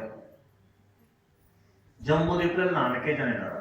ನೀವಿದ್ದಂತ ಕ್ಷೇತ್ರದಲ್ಲಿ 4 ತೀರ್ಥಂಕರ ಇದ್ದಾರೆ. जम्बू द्वीपದಲ್ಲಿ 4 तीर्थंकर. भरत क्षेत्र की चौड़ाई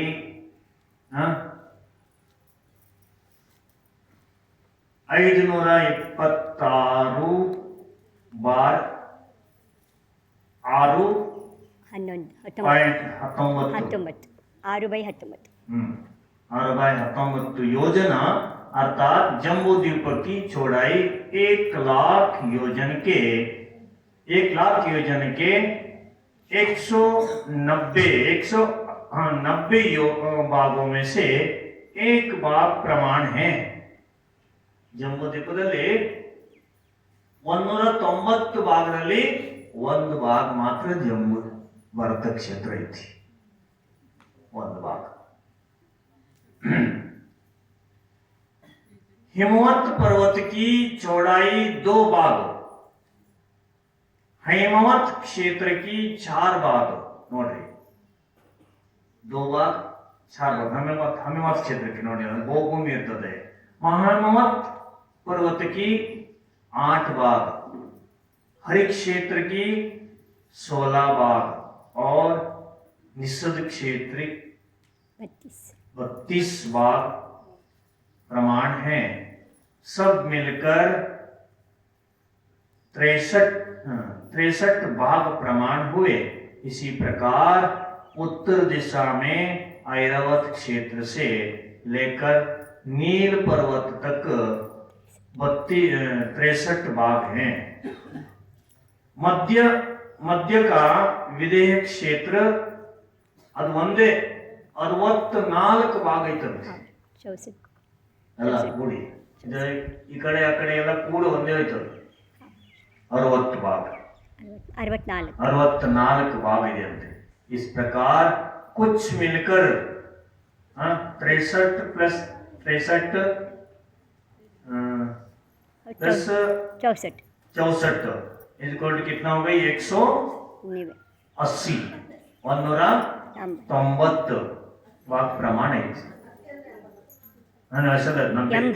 नब्बे 190. ಹಿಮವತ್ पर्वत की ऊंचाई 100 ಯೋಜನ ಅಂತೆ. ಒಂದು ಪರ್ವತದ ಎಷ್ಟೈತಿ ಎತ್ತರ ಅಂತಂದ್ರೆ ಪೈಲ ಪರ್ವತದ 100 ಯೋಜನ ಅಂತೆ. 1 ಯೋಜನ ಅಂದ್ರೆ ಎಷ್ಟ್ರಿ? 12 ಸಾಮಾನ್ಯ 12 ಕಿಲೋಮೀಟರ್. ಒಂದು ಯೋಜನ ಅಂದ್ರೆ ಎಷ್ಟ್ರಿ? 12 ಕಿಲೋಮೀಟರ್. 2000 ಕೋಶ 1 ಯೋಜನ. 100 ಯೋಜನ ಐತಿ ಆ ಪರ್ವತ. ಎಷ್ಟು ಕೋಶ ಆಯ್ತು? 2 ಅಂತ 12 ಕೊಡ್ಸಲ್ಲ. 24,000 ಕೋಶ. 24,000 ಕೋಶ. महाहिमवन की 200 योजन 200 ಯೋಜನ. 24 48,000 ಕೋಶ ಯೋಜನ. निषद की 400 ಕೋಶ. ನಿಷದ್ ಪರ್ವತದ ಎಷ್ಟೈತೆ? 400 ಯೋಜನ 400 ಯೋಜನ ಎತ್ತರ. 80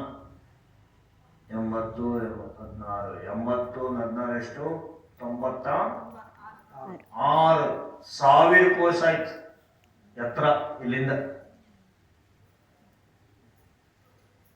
ಯೋಜನ್ नील की 400 कोश मत आकड़े की नील पर्वत की, रुक्मी पर्वत की 200 और शिखरी पर्वत की 100 कोश. इन सभी कुलाचलों की चौड़ाई ऊपर नीचे और मध्य में समान है. ಕೆಳಗೆ ಮಧ್ಯ ಮೇಲೆ ಸಮಾನ ಇದೆ ಎಲ್ಲ ಪರ್ವತಗಳು. इन कुलाचलों के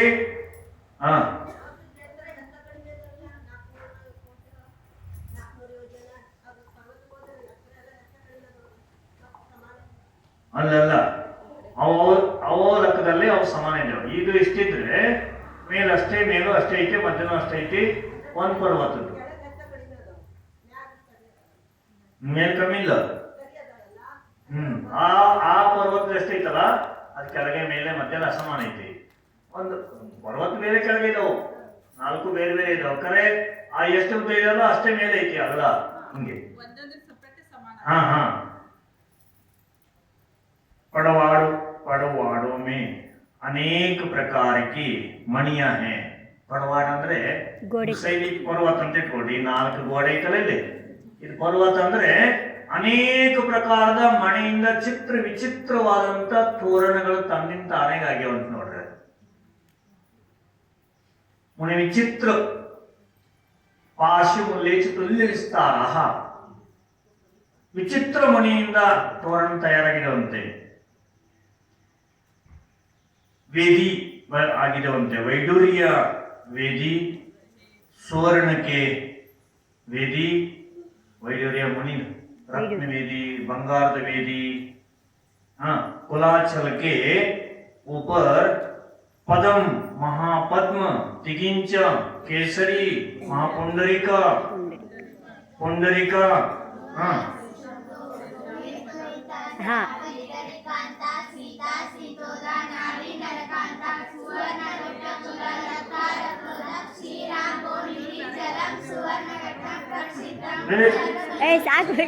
ಅಲ್ರಿ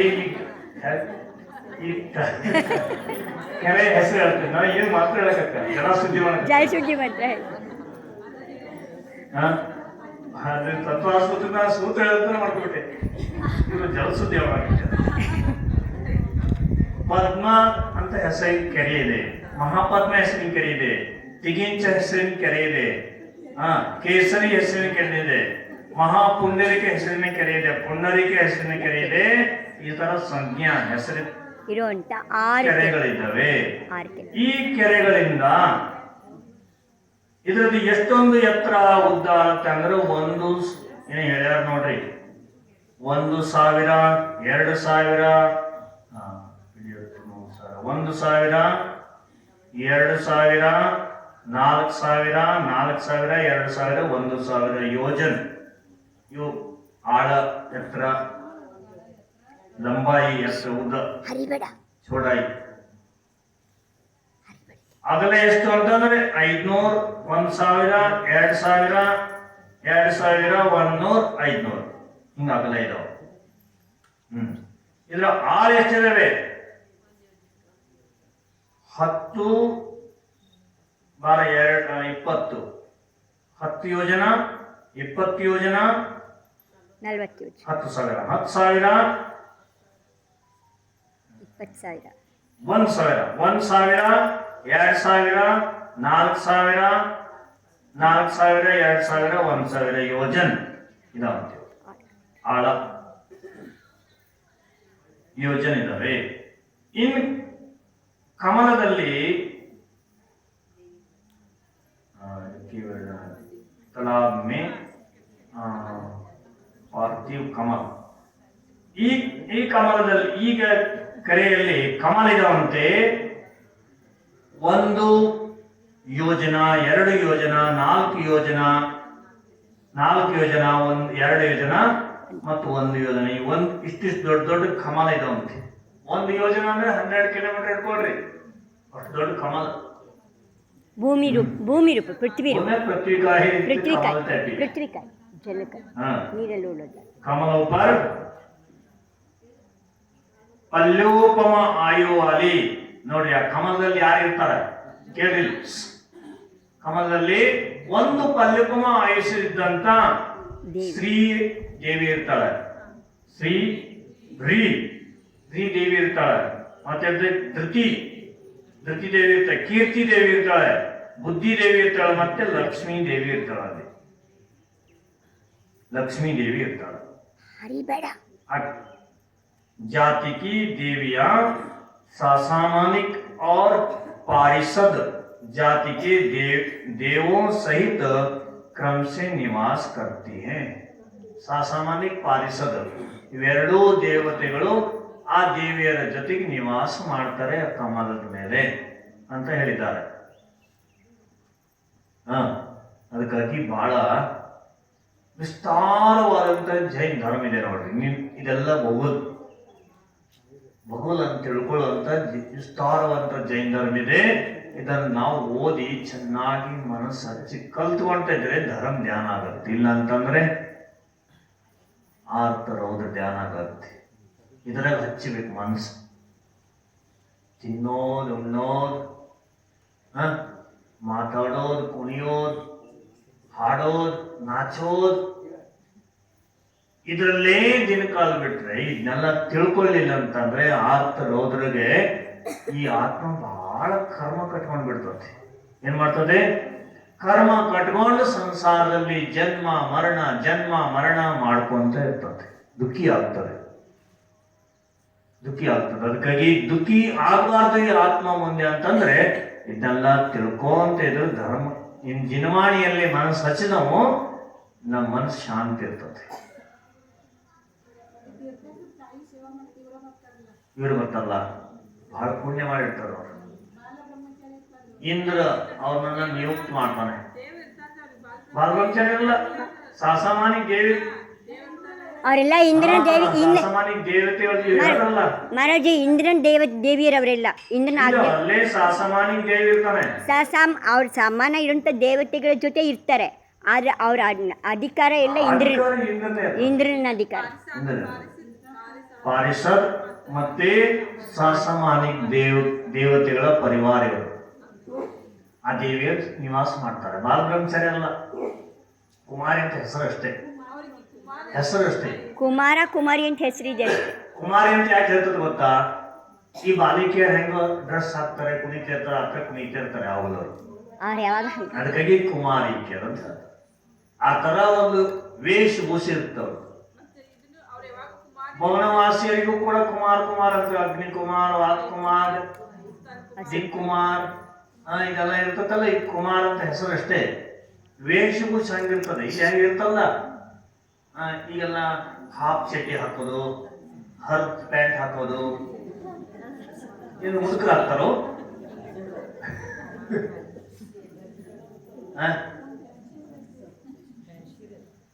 ಈ ತರ ಆ ದೇವತೆಗಳು ಆ ತರ ಡ್ರೆಸ್ ಹಾಕೊಂಡು ಕುಣಿತಾ ಇರ್ತಾವೋ ಅದಕ್ಕೆ ಕುಮಾರ ಕುಮಾರಿ ಅಂತ ಅದಕ್ಕೆ ಹೇಳ್ತಾರೆ. ಮಕ್ಕಳ ಸ್ವಭಾವದಾಗೆ ಕುಮಾರ್ ಅಲ್ಲ ಅವರು. ಕುಮಾರ್ ಅಂದ್ರೆ ಬೇರೆನೇ ಹೆಸರು. ಕುಮಾರ್ ನೀವು ಇಟ್ಕೊಂಡಿಲ್ಲ ಇವರಿಗೆಲ್ಲ. ಕುಮಾರ್ ಅಂದ್ರೆ ಕನ್ಯಾ, ಯುವಕ, ಇನ್ನು ಮದುವೆ ಆಗಿದ್ದ ಕುಮಾರ್. ಅಲ್ಲಿ ಹಂಗೇನೇ ಇರಲ್ಲ, ಎಲ್ಲ ದೇವತೆಗಳು ಮದುವೆ ಅಂದ್ರೆ ನಿಯುಕ್ತ ಇರ್ತಾವ.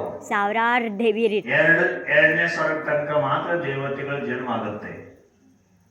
ಎರಡನೇ ಸ್ವರ್ಗ ತನಕ ಮಾತ್ರ ಜನ್ಮ ಆಗುತ್ತೆ. ಮೇಲಿನ ಸ್ವರ್ಗದ ಇಂದ್ರೆಲ್ಲ ಅವ್ರು ಕೆಳಗ್ ಬಂದು ಅವ್ರಿಗೆ ಯಾರ್ಯಾರು ಪುಣ್ಯ ಇರ್ತತಲ್ಲ ಆ ದೇವತೆಗಳನ್ನು ಕರ್ಕೊಂಡು ಹೋಗ್ಬಿಡ್ತಾರೆ. ಅದೇ ಮದುವೆ. ದ್ವೀಪ ಸಮುದ್ರದಲ್ಲಿ ಹೋಗಿ ಯಾವಾಗಲೂ ಮೆರೀತಾ ಇರ್ತಾವ. ಅತ್ರ ತತ್ರ ವಿಚರತಿ ಇತಿ ಯಂತ್ರ. ಎಲ್ಲಿ ಬೇಕಾದ್ರೂ ಕುಣಿತಿರ್ತಾವ ದೇವತೆಗಳು. ಅವ್ರಿಗೇನು ಸ್ಥಾನ ಇಲ್ಲ ಯಂತ್ರ ದೇವತೆಗಳಿಗೆ. ಎಲ್ಲಿ ಬೇಕಾದ್ರೆ ಇರ್ತಾವ, ಇಲ್ಲೂ ಇರ್ತಾವ. ಹಳೆ ಮನೆ, ಕಿಲಾ, ಪರ್ವತ, ನದಿ, ದೊಡ್ಡ ದೊಡ್ಡ ಏಕಾಂತ ಸ್ಥಾನಕ್ಕೆ ಅವ್ರಿಗೆ ಆಟ ಆಡಕ್ಕೆ ಇರ್ತಾರಲ್ಲ. ಅದಕ್ಕಾಗಿ ಎಲ್ಲ ಹೋಗೋದಾದ್ರೂ ಕೂಡ ದೊಡ್ಡ ದೊಡ್ಡ ಕಿಲಾದಲ್ಲಿ ಹೋಗ್ಬೇಕು. ಹಳೆ ಮನೆಗೆ ಹೋಗ್ಬೇಕಂದ್ರೆ ನಿಸ್ಸಹಿ ಅಸಹಿ ಈ ಶಬ್ದ ಹೇಳ್ಕೊಂತ ಹೋಗ್ಬೇಕು. ನೀವ್ ಹೇಳ್ಕೊಂತ ಹೋಗಿಲ್ಲ, ಪ್ರವೇಶ ಮಾಡಿದ್ರಿ, ಅವ್ರು ರುಷ್ಟ ಆದ್ರು ಅಂತಂದ್ರೆ ನಿಮ್ನಲ್ಲೇ ಬೆಳೆಸಿ ಬಿಡ್ತಾವ. ಮಂದಿರ ಪ್ರವೇಶ ಅವ್ರು ಮಾಡ್ಲಿಕ್ಕೆ ಯಾಕೆ ಹೇಳ್ತಾರ? ಬಂದಿರ್ತಾರೆ ನಮ್ಮ ಭಕ್ತರು. ಯಾರು ಬಂದ್ರೆ ನೋಡಕ್ ಮಂದಿರಕ್ಕೂ ಬಂದಿರ್ತಾರೆ, ಭಗವಂತ ದರ್ಶನಕ್ಕೆ ಬಂದಿರ್ತಾರೆ. ಇಲ್ಲ ಅಂತ ಆದಿನಾಥ್ ಭಕ್ತರಿದ್ದ ಅಂತ ಇಟ್ಕೊಳ್ಳಿ. ನಮ್ಮ ಅಜ್ಜ ಅಂತ ಇಟ್ಕೊಂಡು, ನಮ್ಮ ಅಜ್ಜಲ್ಲಿ ಬಂದು ಪೂಜೆ ಮಾಡ್ತಿದ್ದ, ಸ್ವರ್ಗಕ್ಕೆ ಹೋದ. ಮೊಮ್ಮಕ್ ಮನೆಯನ್ನು ನೋಡಕ್ ಬರ್ತಾನ, ಬಸ್ಸಿಗೆ ಬನ್ನ ಇಲ್ಲ, ಕೇವಲ ಅಭಿಷೇಕ ಮಾಡ್ತಾನೆ ಇಲ್ಲ. ಮಜ್ಗಾಂವ್ದವ್ರು ನನ್ನ ಆದಿನಾಥ್ ಭಕ್ತರು ಆಗ್ಯಾರ ಇಲ್ಲೋ, ಅಥವಾ ಬೇರೆ ಭಕ್ತರಾಗ್ಯಾರೋ ನೋಡಕ್ ಬರ್ತಾರ. ಬರೀ ಮಹಾರಾಜಿಗೆ ಭಕ್ತಿ ಮಾಡ್ತಾರೋ, ಆದಿನಾಥ್ ಭಕ್ತರು ಭಕ್ತಿ ಮಾಡ್ತಾರೋ ನೋಡಕ್ ಬರ್ತಾರೋ. ಕಾಣಂಗಿಲ್ಲ, ಬಂದು ನೋಡ್ತಾರೆ. ನೋಡ್ರಿ ಇದೆಲ್ಲ ನಾ ಎಲ್ಲ ಎಷ್ಟು ಧರ್ಮ ಪ್ರಮಾಣ ಮಾಡಿ ದಿನ ಅಭಿಷೇಕ ಪೂಜೆ ಮಾಡಿ ಹೋಗಿದ್ದೆ. ಈ ಜಯಪಾಲ್ ಅಜ್ಜ ಅಂತ ಇಟ್ಬೋದ, ದಿನ ಅಭಿಷೇಕ ಮಾಡ್ತಿದ್ದ ಅಜ್ಜ. ಆ ಸ್ವರ್ಗದಿಂದ ಬಂದು ನೋಡಿದ್ರೆ ನೀವು ಮಾಡ್ತಾ ಇಲ್ಲ ಅಂದ್ರೆ ಬೈದು ಹೋಗ್ತಾರೆ. ನಿನ್ನ ನೋಡಿ ನಾನು ನಿನ್ನ ಪೂಜೆ ಮಾಡ್ತಿದ್ದೆ, ಇವ್ರು ಹೊರಗೆ ನಿಂತ್ಕೊಂಡು ಟಾಟಾ ಭಗವಾನ್ ಅಂತ ಹೋಗ್ಬಿಡ್ತಾರೆ. ಅದಕ್ಕಾಗಿ ಏನು ವಿಘ್ನ ದೂರ ಮಾಡಂಗಿಲ್ಲ. ಇವ್ರು ಭಗವಂತರ ಭಕ್ತರಿಲ್ಲ, ಇವ್ರಿಗೆ ಯಾಕೆ ದೂರ ಮಾಡಿದ್ರು ಹೋಗ್ಬಿಡ್ತಾರೆ. ಹಿಂಗೆ ಆ ದಿನ ಭಕ್ತರು ಅವರಂತಲ್ಲ, ಯಾರೇ ಇರಲಿ ಮಂದಿರಕ್ಕೆ ಬರೋದೇನು ತಪ್ಪಲ್ಲ, ಬರ್ತಾರೆ. ಅದಕ್ಕಾಗಿ ನಾವೇನ್ ಮಾಡಬೇಕು, ಮಂದಿರ ಪ್ರವೇಶ ಮಾಡೋಕ್ಕಿಂತ ಮುಂಚೆ ಕೆಲವ್ರು ಹಿಂಗ್ ಮಾಡ್ತಾರಲ್ಲ, ಮಂದಿರಕ್ಕೆ ಮಾಡ್ಕೊಂತ ಒಳಗೆ ಹೋಗ್ತಾರೆ. ಇದು ತಪ್ಪಲ್ಲ, ಇದು ಮಿಥ್ಯೆ ಅಲ್ಲ, ಇದು ಚೈತ್ಯಾಲಯ ಇದೆ, ಸರಿ ಇದೆ. ಭಗವಾನ್ ನಿಮ್ಮ ದರ್ಬಾರ ಕೂಡ ನಮ್ಮ ಪೂಜೆ ಇದೆ, ಚೈತ್ಯ ಇದೆ, ಇದು ಚೈತ್ಯಾಲಯ ಇದೆ. ನಿಸ್ಸಹಿ ನಿಸ್ಸಹಿ ನಿಸ್ಸಹಿ ಭಗವಾನ್. ಯಾಕೆ ಹಿಂಗ ಹೇಳೋದು? ನನಗೂ ಸ್ವಲ್ಪ ಕುತ್ಕೊಳ್ಳಕ್ ಜಾಗ ಅವಸರ ಬೇಕು, ಇದು ಅರ್ಥ. ನೀವು ಸರ್ಕೊಳ್ಳಿ, ನಾ ಬಂದೆ, ಘಮಾಂಡಲ್ಲ, ನನಗೂ ಜಾಗ ಬೇಕು ಸ್ವಲ್ಪ. ಅಕ್ಕ ಸ್ವಲ್ಪ ಸರ್ಕಳೆ ಅಂತ ಹೇಳ್ತಿರಿಲ್ಲೋ, ಅದೇ ಹಂಗೆ ವಿನಯ ಅದು. ಘಮಾಂಡಲ್ಲ, ನಾನು ಬಂದೆ ಸರ್ಕೋ, ಹಿಂಗಲ್ಲ. ನೀವು ಒಬ್ಬಳೆ ಕೂತ್ಕೊಳ್ಳೋದು ಹಿಂಗಲ್ಲ. ನಿಸ್ಸಹಿ ನಿಸ್ಸಹಿ ನಿಸ್ಸಹಿ, ನಾನು ಬಂದೆ, ನನಗೂ ಸಹಿತ ಜಾಗ ಬೇಕು. ನಿನ್ನೆಲ್ಲ ಕೆಲಸ ಆಯ್ತು, ನಾನು ಹಂಗೆ ಹೋಗಲಿಲ್ಲ ಹಿಡ್ಕೊಂಡ. ಬೇರೆ ಮಾತು ಹೇಳ್ತೀನಿ ನಾನು ಹಿಂಗಾಗಿ. ಅಸಹಿ ಅಸಹಿ ನನ್ನ ಕೆಲಸ ಆಯ್ತು, ನೀವು ನನ್ನಿಂದ ಏನಾದ್ರೂ ನಮಗೆ ನಿಮ್ಮಿಂದ ಬಾಧ ಆಗಿದ್ರೆ ಕ್ಷಮ ಮಾಡ್ರಿ, ಮತ್ತೆ ನಿಮ್ ಜಾಗ ನೀವು ಸ್ವೀಕಾರ ಮಾಡ್ರಿ, ನಾವು ಹೊಂಟೆ, ನಂದಾಯ್ತು. ಆಯ್ತು ಆಯ್ತು ಆಯ್ತು, ಹೋಗ, ನಿನಗೆ ಶುಭವಾಗಲಿ ಅಂತ. ಇದು ಶಾಸ್ತ್ರೀಯ ಭಾಷೆ ಐತಿಲ್ಲ.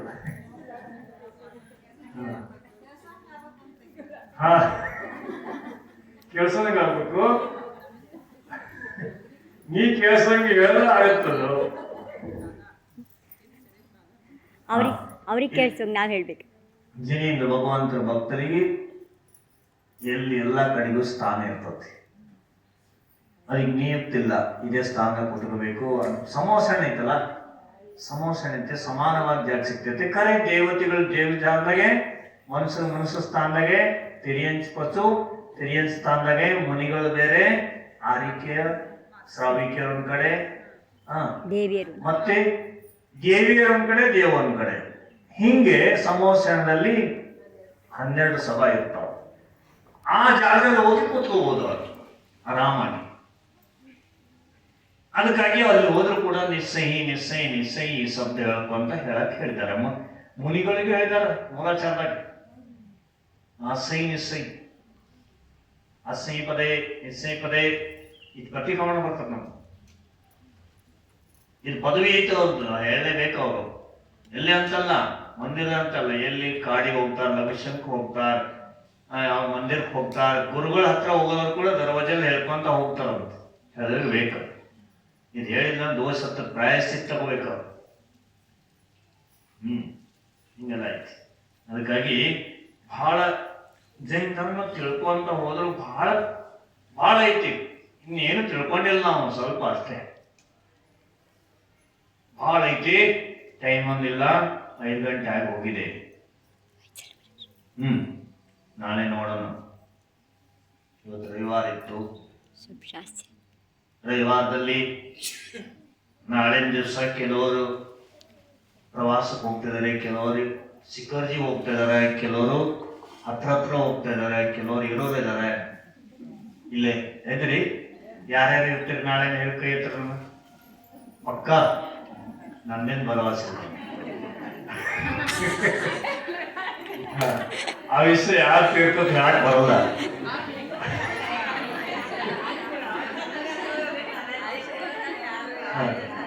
ಇವ್ರು ಪಕ್ಕ ಐತಂತದ್ದು. ಇದ್ರ ಬರ್ತಿರಲ್ಲ, ನಾವು ಇದ್ರಲ್ಲಿ ಬರ್ತೀವಿ. ಪ್ರವಾಸಕ್ಕೆ ಹೋದಂತೂ ಇನ್ನು 2 ದಿವಸ ಬರಂಗಿಲ್ಲ. ನಾಳೆ 4 ಗಂಟೆಗೆ ಶಿಬಿರಾರ್ಥಿ ಮಕ್ಕಳ ಪ್ರವಾಸ ಶುರುವಾಗುತ್ತೆ. 4 ಗಂಟೆಗೆ. ಇವತ್ತು ನಿದ್ರೆ ಮಾಡ್ತಿರಲ್ಲೋ ಗೊತ್ತಿಲ್ಲ. ಮನೆಗೆ ಹೋಗಿ ಬರ್ರಿ, ಭಕ್ತಿ ಮಾಡಿ ಹೋಗೋಣ. ನಿಮ್ಮೇನು ತಯಾರಿ ಮಾಡೋದ್ರೆ ಮಮ್ಮಿ ಎಲ್ಲ ತಯಾರಿ ಮಾಡ್ತಾರೆ, ಬ್ಯಾಗ್ ತಗೊಂಡು ಬಂದದ್ದು ಅಷ್ಟೇ ಐತಿ. ಎಲ್ಲ ಹೆದರ್ಸಿ ಬಂದಿರ್ಬೇಕು. ಮಮ್ಮಿ ತಯಾರು ಮಾಡಿಡು, ನಾನು ಪ್ರವಚನಕ್ಕೆ ಹೋಗ್ತಂತ ಹೆದರ್ಸಿ ಬಂದಿರ್ಬೇಕು ನೀವು. ಆದ್ರೂ ಕೂಡ ನಿಮ್ದೆಲ್ಲ ತಯಾರಿ ಮಾಡಿರ್ತಾರೆ ಅಂತ ತೊಂದರೆಲ್ಲಕ್ಕೆ ಪಾಠಶಾಲೆ ಬರಲೇಬೇಕು. ಇವತ್ತು ಗಿಫ್ಟ್ ಕೊಡೋದೈತಿ ಸಾಯಂಕಾಲ ಯಾವ್ದಂತ ಭಾಷಣದ್ದು, ಬಾಯಿ ಸಣ್ಣ ಮಾಡಿದವ್ರದ್ದು, ಅಷ್ಟದ್ರವ್ಯದ್ದು ಗಿಫ್ಟ್ ಕೊಡೋದೈತಿ, ಹೌದಲ್ಲ? ಚೀಟಿ ಹಾಕಿದವ್ರದ್ದು. ಚಿಟ್ಟಿ ಹಾಕಿದ್ರೆ ಅದನ್ನ ಗಿಫ್ಟ್ ಕೊಡೋದೈತಿ. ಮತ್ತೆ ಯಾವ್ಯಾವ ಸೀಟ್ ಯಾರ್ಯಾರಿಗೆ ಅದನ್ನ ಫಿಕ್ಸ್ ಮಾಡೋದೈತಿ. ಹಂಗೇನಿಲ್ಲ, ನೀವೇನ್ ತಿಳ್ಕೊಂಡಿರಂತೆ ಹಿಂಗೆ ಗ್ರೂಪ್ ವೈಸ್ ಮಾಡ್ಯಾರ ಮಾರಂದ್ರೆ ನಾವು ಅವ್ರ ಜೊತೆಗೆ ಇರ್ಬೇಕು, ನಮ್ಮ ಸೀಟು ಅವ್ರ ಜೊತೆಗೆ. ಹಂಗೇನಿಲ್ಲ, ಬಸ್ ಹತ್ತ ಮೇಲೆ ನೀವು ಸ್ವತಂತ್ರ, ಬಸ್ ಇಳಿದ ಮೇಲೆ ಅವ್ರ ಕೈಲಿ. ಬಸ್ ಹತ್ರ ನಿಮ್ ಗೆಳತಿಯರ್ ನಿಮ್ ಜೊತೆ ಕುತ್ಕೋಬೋದು, ಏನ್ ತೊಂದರೆ ಇಲ್ಲ.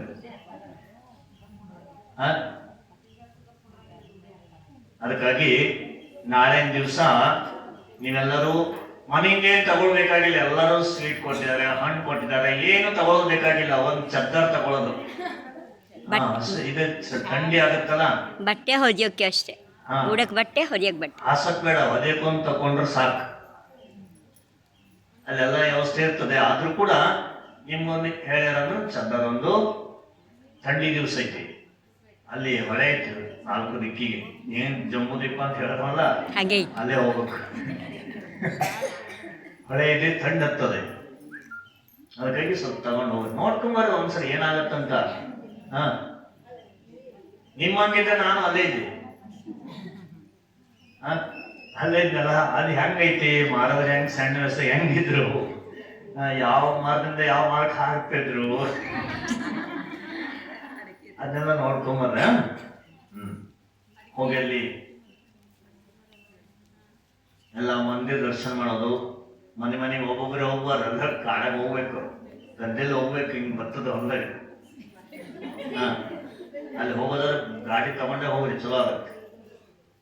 ಹಂಗೆ ಕೆಳಗಿಂದ ಹೋದ್ರೆ ಯಾರಿಗೆ ಗೊತ್ತೈತೋ ಅವ್ರು ಹೋಗ್ಬೋದು, ಗೊತ್ತಿಲ್ಲದ್ರು ಹೋದ್ರೆ ದಾರಿ ಕಳೆದೋಗುತ್ತೆ. ಅದಕ್ಕಾಗಿ ಸಾವಧಾನ ಹೋಗಿ ಎಲ್ಲರೂ ಶಾಂತಿಯಿಂದ ಭಗವಂತ ದರ್ಶನ ಮಾಡಿ ಪೂಜಾ ಅಭಿಷೇಕ ಮಾಡ್ರಲ್ಲಿ, ಅಭಿಷೇಕ ಮಾಡ್ರಿ. ಎಲ್ಲರೂ ಮಡಿ ತಗೊಂಡು ಹೋಗ್ರಿ, ಅಲ್ಲಿ ಗಂಡು ಹುಡುಗಿಗೆಲ್ಲ ಮಡಿ ಕೊಡ್ಸ್ರಿ, ಅಭಿಷೇಕ ಪೂಜಾ ಮಾಡಿ ಅಷ್ಟಕ್ ಮಾಡ್ರಿ. ಎಲ್ಲರೂ ಒಂದೇ ಸರಿ ಅಷ್ಟಕ್ ದ್ರವ್ಯ ತಗೊಂಡು ಒಂದೇ ಸರಿ ಕುಂಡ್ರಬೇಕು. ನೀ ಬರ್ಲಿ ಕಾಯೋದಿಲ್ಲ, ಅಲ್ಲಿ ಹೋಗಿ ಅಷ್ಟಕ್ ಮಾಡ್ರಿ. ಅಷ್ಟಕ್ ಮಾಡಿ ಮಹಾವೀರ ಭಗವಂತನ ಬಹಳ ಸುಂದರ ಮೂರ್ತಿ ಇದೆ. ಭಕ್ತಿ ಮಾಡ್ರಿ.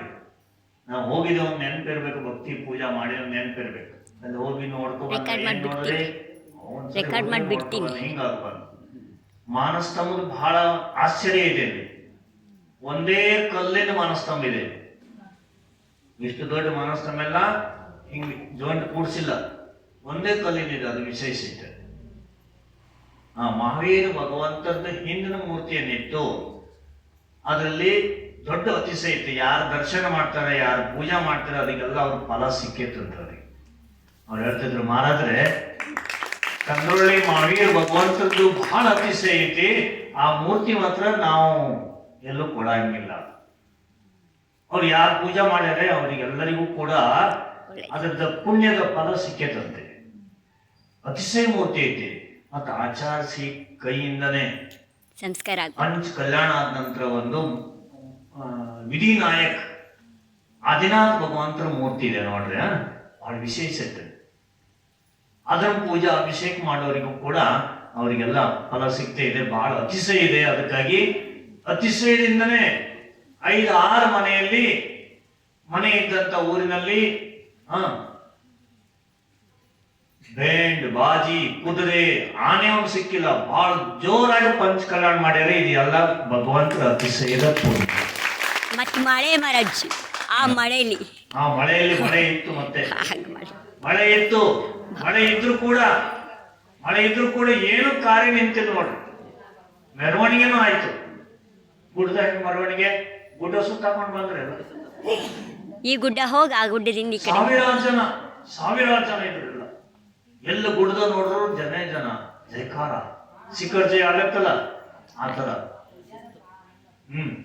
ಎಲ್ಲಿ ನೋಡಿದ್ರು ಮಹಾರಾಜರು, ಎಲ್ಲಿ ನೋಡಿದ್ರು ಶ್ರಾವಕರು, ಎಲ್ಲಿಂದ ಬಂದಿರೋ ಏನು ಬಹಳ ಆಶ್ಚರ್ಯ ಇತ್ತು. 5 ದಿನ ವಿಶೇಷ ಅಂದ್ರೆ ಅಲ್ಲಿದ್ದಾದಂತ ಎಲ್ಲಾ ಮಹಾರಾಜರು ಅಲ್ಲಿದ್ರು. ವಿಶೇಷ ಅಂದ್ರೆ ಆ ಒಂದು ಸಾಗರ ತಾಲೂಕು ಯಾರ್ಯಾರು ಮಹಾರಾಜರಾಗಿರು ಅವರೆಲ್ಲ ಪಂಚಕಂದಾಗೆ ಈ ಜೊತೆಲಿದ್ರು. ಮಹಾವೀರ ಭಗವಂತರು ಕರ್ಸಿರೋರು ಬರ್ರಿ ನೀವು.